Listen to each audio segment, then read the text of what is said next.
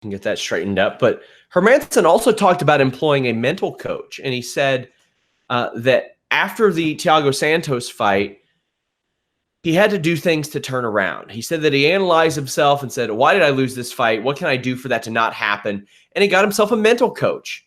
And he said that he started to talk with him. And his question was, what is it that George St-Pierre has done than everybody else? And he says, with a sport about inches, one hit on the chin can be different. What has he done to be able to defend the belt so many times without failure?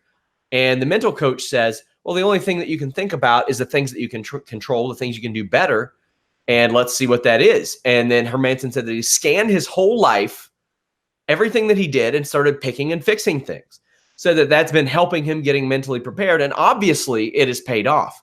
I mean, he spoke at length with Harry Kettle about this, and it's hard to argue with the results. And considering the fact that he was willing to get a mental coach, Joe, and he wanted to compare himself to GSP, I think is perhaps appropriate, because at times we've seen GSP be one of the most high-strung guys in the sport, in the fact that he has a lot of pressure on himself, and he does not hide that.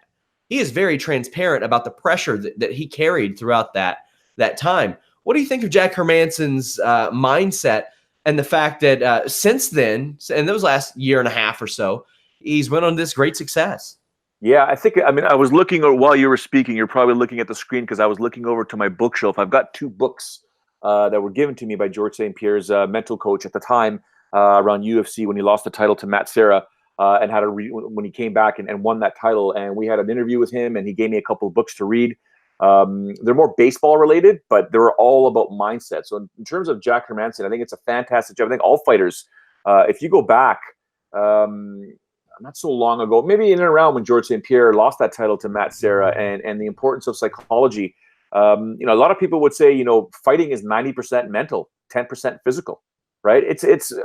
I just wish people at times, and I had this conversation, I feel like almost every UFC event, every MMA event, every sporting event, now that I'm very heavily involved in the soccer world, and, to do what you do, whatever you're great at, whatever you're good at, imagine doing it in front of a massive live audience, and multiply that by, if you're on pay-per-view, or if you're, with the internet now, everything is being streamed, millions of people potentially watching it. You're still a human being. You're still the difference between Jack Hermanson, George St-Pierre, and whomever is watching or listening right now, or you or I, isn't much.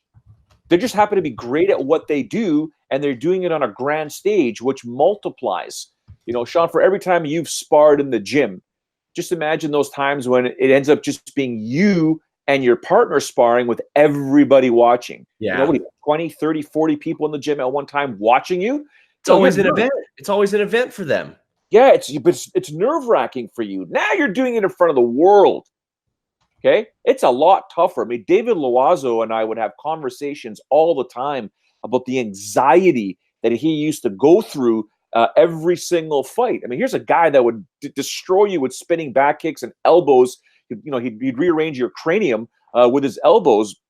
But the minute you realize you're in front of a crowd and you've got to do that, I mean, Kamaru Usman said the first time he fought MMA, he literally felt naked. And when I say naked, the literal term naked, he goes, dude, I'm out there in underwear. I'm just wearing underwear, for goodness sake. My shorts, my MMA shorts are basically underwear. I'm naked doing my job, naked in front of all these people. So mentally speaking, you've got to be able to tap into what these mental coaches always say and control what you are able to control, and don't worry about anything. What somebody thinks of you when you're competing is completely irrelevant to what you're actually doing in the moment, which is trying to defeat an opponent or defend that opponent against you. So there's so many different people would always say, Sean, how would I used to get in front of potentially 9 million viewers live on television and never be nervous? I'm like, they're watching me.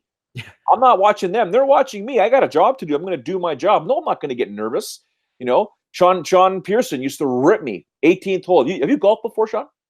I have once. I got kicked off the course for driving the cart onto the putting greens. I was new there.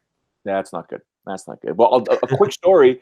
We may. I'm gonna learn. I'm gonna learn Yeah. how to golf. When you get to the 18th hole, there's sometimes an unwritten rule depending who you're playing with. Whoever, it's usually a par 3, generally speaking. It depends on the course.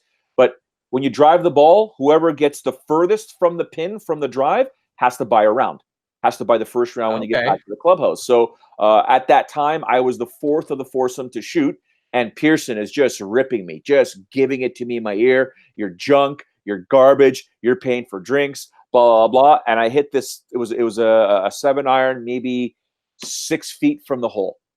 And he just looked at me. He's like, I chirped you the whole time. How did you keep that mental focus? And I just simply said, dude, 9 million people are watching my show at any time. You think one person's going to intimidate me?